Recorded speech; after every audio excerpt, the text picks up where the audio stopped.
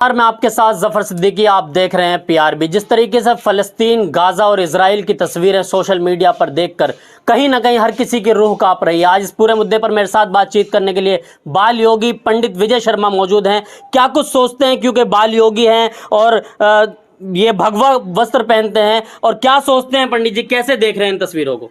देखिए, सबसे बड़ी बात यह है कि कुरान में जिस मस्जिद का जिक्र है, मस्जिद अक्सा जी, और पहले इस जब मक्का के बारे में जानकारी नहीं थी, लोग इसी की तरफ करके नमाज पढ़ते करते थे जी। और ये 14 ऐसी वजह हैं जहाँ जिस कारण से मुसलमान इनको यहाँ पे जाना जरूरी है। यहाँ सभी नबियों के पैर पड़े हैं। यहाँ ताबूते सकीना का जिक्र है। ये है ताबूते सकीना, एक प्रकार का बक्सा है जिसमें तौरेब की ओरिजिनल कॉपी रखी है। ये आदम अलैहिस्सलाम को मिला था अल्लाह की तरफ से, और ये नस्ले दर नस्ले चलते चलते मूसा अलैहिस्सलाम के बाद, याकूब अलैहिस्सलाम के बाद पहुंचा। और इसको रखने के लिए जो पहला घर बनाया गया था उसे हलकेल सुलेमानी कहा गया जी। और ये बात आज इजराइल की फिलिस्तीन लेने की नहीं है, बात इसको शहीद करके यहाँ पर हलकेल सुलेमानी बनाने की जिद है उनकी। असल में हुआ क्या है जी कि कहा गया कि लास्ट पैगंबर अल्लाह ने हज़रत मोहम्मद साहब, नबी हमारे मोहम्मद साहब को, जी जी, उनके महबूब, उनके नबी को लास्ट पैगंबर जी जी, कहा। तो जब अल्लाह ने कह दिया कि लास्ट पैगंबर हम हज़रत मोहम्मद साहब है, पूरे उम्मत के लिए है, कुरान पूरे उम्मत के लिए है, उसको सबको मानना है, चाहे वो यहूदी हो, इजरायली हो, कोई XYZ कोई भी, जितनी फिरके हैं। लेकिन यहूदियों का मानना है कि ये नबी हमारे कौम से आएंगे जी। वो आखिरी नबी मोहम्मद साहब को नहीं मानते हैं। आप मानते हैं? बिल्कुल मानते हैं। कुरान रखे हैं, बिल्कुल मानते हैं। हदीस पढ़ते हैं, बिल्कुल मानते हैं। बता रहे हैं, बिल्कुल मानते हैं। अब सबसे बड़ी बात यह है कि ये मस्जिद अक्सा जो इतनी पाक साफ है, जहाँ पे फिलिस्तीनियों का दिल बसता है जी, और पूरे विश्व के मुसलमानों का दिल बसता है जी। लेकिन 1948 में जब हिटलर ने इनको भगाया तो कहाँ है? फिलिस्तीन आए। फिलिस्तीनियों ने इनको अपनी जगह दी, अपनी जमीन दी रहने के लिए। और ये क्या कर रहे हैं? जब वो ऐसे नमाज पढ़ने के लिए सर झुकाते हैं तो उनको लात मारी जाती है, जब दुआ में सर ऐसे करते हैं तब उनको लात मारी जाती है। ये क्या हो रहा है? और किसके लिए कर रहे हैं ये लोग? सिर्फ इस ताबूते सकीना को पाने के लिए जी, जो एक लकड़ी, खास लकड़ी का बना था, इस शमशाद की लकड़ी का बना हुआ था। और ये मैंने कहा ना कि ये आदम अलैहिस्सलाम से नाजिल हुआ जिनको, और ये नस्ले दर नस्ले मूसा अलैहिस्सलाम तक गया ये बक्सा। ये ताकतवर बस्ता था, इसको इजरायली युद्ध में ले जाया करते थे, खोल के रख दिया करते थे, तो उनके अंदर से डर खत्म हो जाया करता था कि अल्लाह का हाथ उनके। उन्होंने कई जंगें जीती हैं इससे। इसे मूसा अलैहिस्सलाम का जो है ओरिजिनल तारूत है, अंगूठी के एक हमारे कई नबी की अंगूठी है, उनका जुतिया है, हासा है, काफ़ी चीज़ें उसमें नबियों की रखी है, इसलिए वो ताकतवर हुआ है। उसमें अल्लाह की रहमत है। अब कहा जाता है कि ये बक्सा वहाँ है, कहाँ पे? मस्जिद अक्सा के नीचे, जहाँ पे हज़रत मोहम्मद साहब ने मिराज का सफ़र तय किया था। लेकिन वो बक्सा अल्लाह ने 4 फरिश्तों को बुलवा के उठवा लिया है। कई मौलाना बयान दे रहे हैं कि मस्जिद अक्सा में ये बक्सा है। अब एक मौलाना का बयान मैं देख रहा हूँ चैनलों पर, वो झूठ बोल रहा है। वो मस्जिद अक्सा को शहीद कराने की साजिश है। कोई बक्सा कहीं नहीं है, वो बक्सा अल्लाह के पास है। लेकिन लोग जो हैं वो फलस्तीनियों को आतंकवादी कह रहे हैं। आप आतंकवादी के समर्थन में क्यों उतर रहे हैं? हमारे जमीन पे कोई कब्जा करेगा तो हम आतंकवादी कहेंगे, अपने आप को छुड़वाने के लिए जाएंगे। हम आपका माइक छीन लेते हैं इससे, हैं? अब आप इसको लेने के लिए जो संघर्ष करोगे उसे आतंकवाद कहेंगे? क्या पागलपन की बात करते हैं? और हिंदुस्तान का रिकॉर्ड में 1947 से लेकर अब तक एक भी प्रधानमंत्री ने फिलिस्तीन इजराइल का समर्थन नहीं किया। फिलिस्तीन इजराइल मामले मौजूदा प्रधानमंत्री तो कर रहे हैं ना इजराइल। मौजूदा प्रधानमंत्री कुछ भी करें उससे हमसे क्या मतलब है? तो आप मतलब आतंकवादी का समर्थन करेंगे? मैंने कहा मैं फिलिस्तीन के साथ हूँ, और फिलिस्तीन कोई आतंकवादी देश नहीं, उसका अस्तित्व में नाम है। लगातार जितने लोग आप देखिए कमेंट्स में जाकर लोग जय श्री राम लिख रहे हैं लगातार। आप तो जय श्री राम मेरा नारा हम तो बोलेंगे। लोग कह रहे हैं जय श्री राम बोल रहे हैं इस वजह से कि भाई मोदी जी ने समर्थन करा इजराइल का। जय श्री राम हम कल भी बोलते हैं, जय श्री राम। देखिए फिलिस्तीन और अच्छा ही बताओ, इजरायली और फिलिस्तीन भाई भाई पूछो कैसे? मूसा की उम्मत ये है और नबी की उम्मत ये है। ईसाई है, ईसा की उम्मत, इस्माइल से मामला चलते चला आया था किससे? तो ये अपने भाइयों में ही। अच्छा बेगानी शादी में अब्दुल्ला दीवाना, इतने अंधभक्त है बेगानी की शादी में दीवाने हो रहे हैं। 1000 लोगों को लेके अजय सिंह जा रहे हैं वहां लड़ने।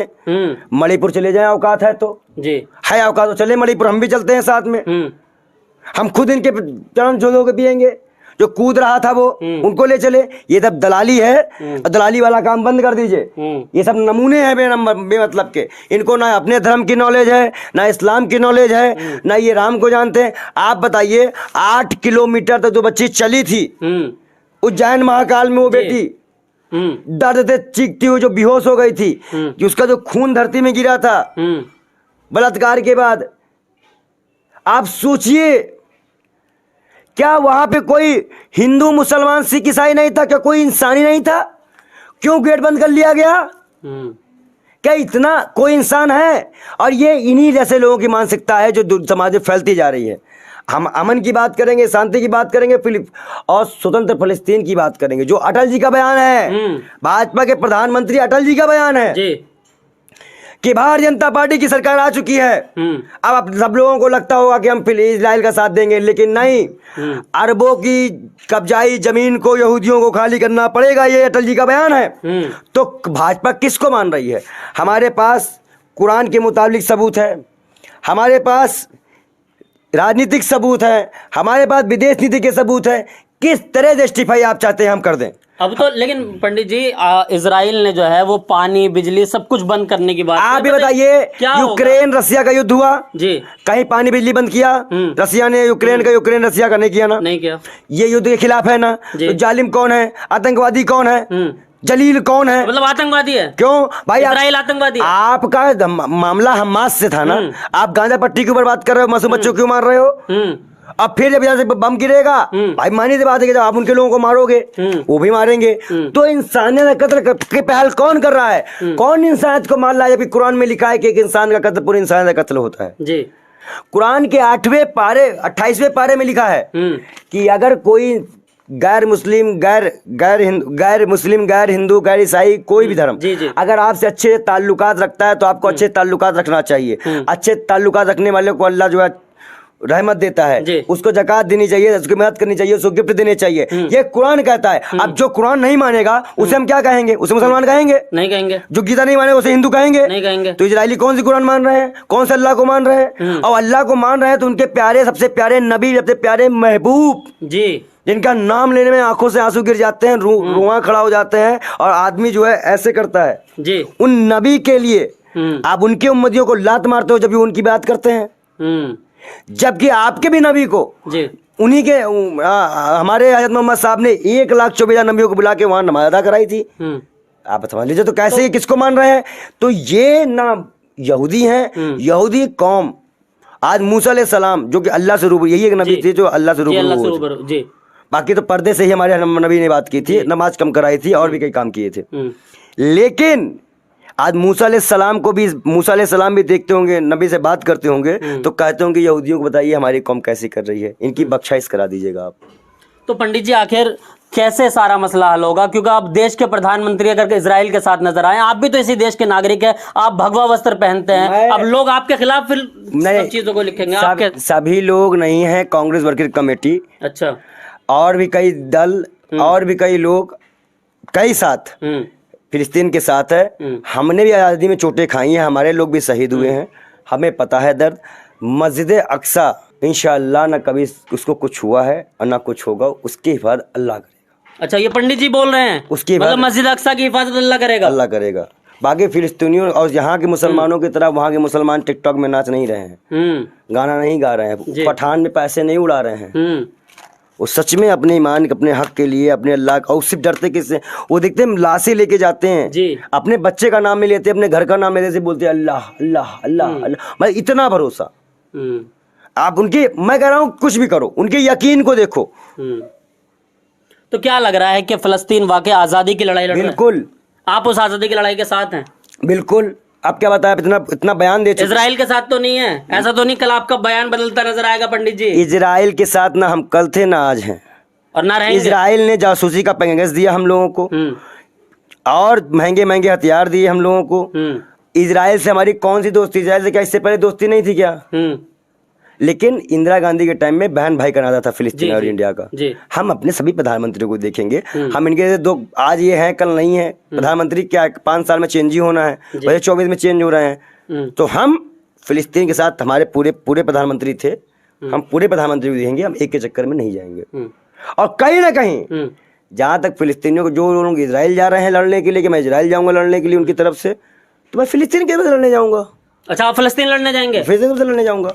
देखिए, दर्शकों से कहना चाहूंगा कि ये भगवा वस्त्र पहनते हैं बाल योगी जी। ये कह रहे हैं कि अगर हमारे देश के कुछ ऐसे लोग जो आतंकवाद के साथ खड़े होंगे, लेकिन उससे पहले उन लोगों को ये बात हमारे जवाब देना पड़ेगा कि वो उसके बाद वो मणिपुर कब चलेंगे। अच्छा, मणिपुर कब चलेंगे? जो देश का हिस्सा है, जो देश का हिस्सा है, जो गोदी मीडिया वहां कवरेज करने गई है, वो मणिपुर कब जाएगी? उसी तरह कवरेज करने जितना शिद्दत से वो वहां कर रही है। रुका इलाका मुसलमान है, शर्म आ रही है उनको, शर्म आ रही है। पूछ लो, इतने में टुकड़ों पे मत गिर जाओ, कुछ मुसलमान ऐसे होंगे जी, लेकिन यहीं तक। आखिर वो और ऊपर ऊपर क्या होगा? ऊपर क्या होगा? तो वही चीजें हैं। अब इसी के लिए परेशान है तब सकीना के लिए। तो बाल योगी जो है वो मस्जिद अक्सा और फलस्तीन के साथ है। बिल्कुल। देखिए, पूरे मुद्दे पर हमने बाल योगी से बात करी। बाल योगी जी का ये कहना है कि मुस्तकिल तौर पर जो है वो फ़लस्तीनियों के साथ है, मस्जिद अक्सा के साथ है, मस्जिद अक्सा के समर्थन में है।